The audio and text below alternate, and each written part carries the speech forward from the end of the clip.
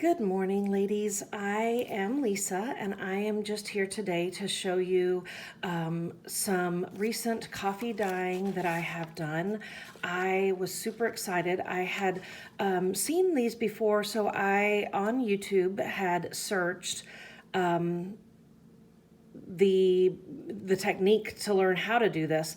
I found some great videos. I can try to link those, but what I did was in YouTube, I just searched coffee dyed paper with lace patterns, and I found some great videos. One was by Ideas Times Two, and another great one was by Junk Journal Ideas, and they were showing how to use these vinyl lace placemats. These vinyl lace placemats give a great they just work great for this technique. And this is one that I just picked up a couple of weeks ago when I was on vacation. And what I have learned from this and I used this as just regular copy paper that I actually got from the Dollar Tree. So I had never seen copy paper at Dollar Tree before, and I saw it and I picked it up, and it's been perfect. Now, I've tried some other types of papers as well. This is kind of an onion skin paper, and I don't know how well that's going to show up, but in person it's got a great image, of the lace there on it. It's a little more faint, but it's still pretty, and this is that crinkly paper that we all love. And then I used also a piece of vellum. I have not ironed this to get it more flat or anything, but you can see that that also worked. I also wanted to try it out on printed papers. So like this one, again, that is laser printed. So if you're using inkjet printers, that won't work because when you coffee dye it, it's going to smear all of your ink. But if they're laser printed on one side, you can still do this on the other side. Now on this one, you can see that the images, I used kind of dark coffee, and that may have been why, because you can still see it kind of seeped through to the other side, and you can see a little bit of that lace pattern, which on this I don't mind. It still looks really pretty, but on other patterns it might not work so well, especially if it's like photographs. But I just wanted to show you some of these that I have just recently done. And then I was like, oh my gosh, I'm addicted to this now, and I want to make more of these, but I wanted more different lace patterns.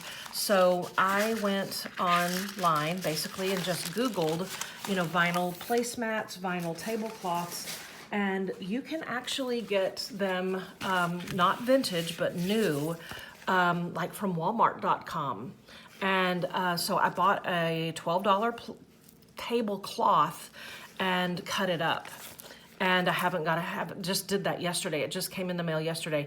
So I haven't had a chance to try it yet, but I'm hoping that this is gonna work out great as well. I'll let you know. And then otherwise, if not, then yes, I've cut up a tablecloth for nothing. And then also today, I just wanted to show you guys some of my recent finds from when I was on vacation. I went to a great fabric store that was in McKinney, Texas, and I was able to get a lot of great fabrics. I loved all of their fabrics. I got quite a few. I think these are cut into basically like fat quarter sizes, and I'm just gonna kind of lay some of these things out here that I got. They also had wool. And this hand-dyed wool. The name of the store in McKinney is called Downtown Dry Goods, and it's kind of right in their downtown area, and I loved that store. I got these wool pieces that I just love, and then they had tons more. It was so hard to stop and not just buy all of them. But I found these great floral pieces, which I love for using on my covers of my journals. And this looked so French to me. And it'll go great with some other fabrics that I do have that are French. This one, I had just loved it as well. And I'm just super excited to get to play with these. These just also, they have that vintage look to them. They were not old, but they may be like that there's, reprinting old patterns. But again, this one also looked really French, and it'll go great with some other stuff I have. So I was just super excited about getting these fabrics. And anyway, here's another great pretty one that I thought, oh, I just love that. So I will be using these along with, you know, the stash that I already have in upcoming journals. And while we were there, we also went to some antique stores, and I was able to get some great lace pieces. I love this. I think that's just gorgeous. Again, this one is another piece that I thought was great. And if you know me, you know that I already have tons of lace, but it's hard to resist buying more when you find really good buys, really, you know, great deals. So these were great deals. This one got a nice edging here. And here's one last piece. This one looks like it was a collar of some kind, but probably eventually that would get cut up, but not today. Anyway, and then I also have some other ephemera. Oh, here's some more fabric that I found at another place. These are actually, they're probably like sample pieces because it has on here like what it was probably per yard. And these are probably vintage from the 80s, but I loved this, this pattern. And here was another one that I picked up. Again, they're probably from about the 80s, but I love those. And whenever I find them, I buy them. I also, let's see, in my bag here of goodies, have some vintage photographs that I also recently got. Actually, here's some more fabrics that are still in the bottom of that bag. So here's a couple more pieces. And then, and one more piece of wool. And then some photographs that I've picked up recently. These I really thought were amazing because here on the back, it has the name of the photographer, which says Macintosh Kelso. It says photographer to the R.H. Royal Highness Prince and Princess of Wales. And several of these had that on it, and I just thought that was amazing. I just couldn't resist them. And then this little baby was just so sweet. And then I really loved these two girls. They probably were sisters. But I should probably take them out of that plastic packaging that may be glaring on the camera. But anyway, there's another one. Let me see if that's gonna show up well. There, if I do that, maybe. And then here's another one. And the last one. And then I just got a couple of other little pieces of ephemera. And we'll put all those aside and show you some more things that I found. At one of the antique shops, I picked up these. I just thought this was really great writing. And look how long this page is. It just goes on forever. It's really long. I loved this. I want to learn to do digital printables so that I could reproduce these at some point. And then here is another thing. We also went to Canton. Canton is a huge flea market in Canton, Texas, and they have it once a month. And I was able to pick these up there at Canton, and these are, I don't know if it has the age of them here, but probably early 1900s. But they were just adorable, beautiful graphics, beautiful printing. I love that it has the little dogs on them. And this last one. Again, eventually someday I would love to learn to do these where I can make them into digitals. And I thought this one was great. It says, if we had but a day. And yeah, I'd love to reproduce that one as well. Again, this one has the date on it, 1928. And let's see, there's a few more things I was going to show you. Another thing that I was able to pick up was a really neat old book here, and it is a French play, so I love that.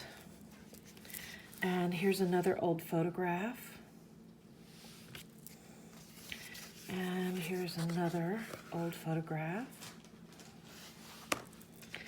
And another old photograph that is a postcard. And there's another one that is also a postcard. And a couple of little small photos. I love this one. Is that not adorable? And here's another one that is a postcard. And there's one more. Oh, and I love these old letters. I've picked these up from a lady that was selling. These were from Canton. So they're not just the envelope, they actually have the letter inside. I haven't taken out any of these and read them yet, but look how tiny this one is. It is so cute. But I love these. I was able to pick these up for $1 a piece, y'all. This was amazing.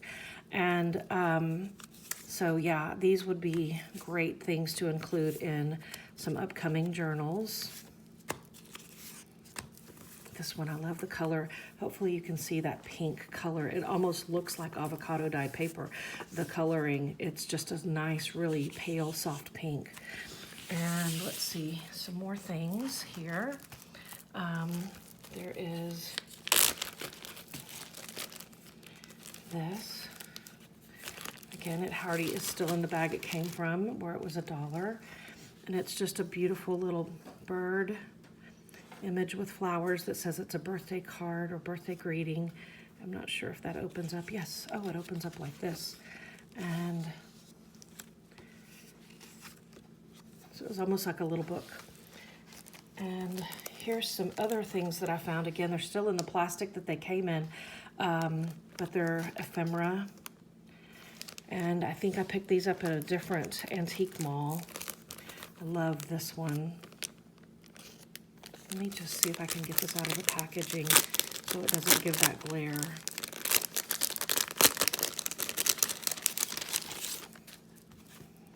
There. I love that. And here's another one. And one more. And then a lot of little things here like postcards. Some Christmas ones. I love this castle. And I love that architecture. And that's a sweet little one she's got with the puppies down here. They're so cute. And I believe that might be German. I'm not, it's a little bit hard to tell. I don't know for sure what language that is, but, and then this is another Christmas one that's beautiful. So I want to take this one out real quick to show you better. I should have been more prepared. I apologize.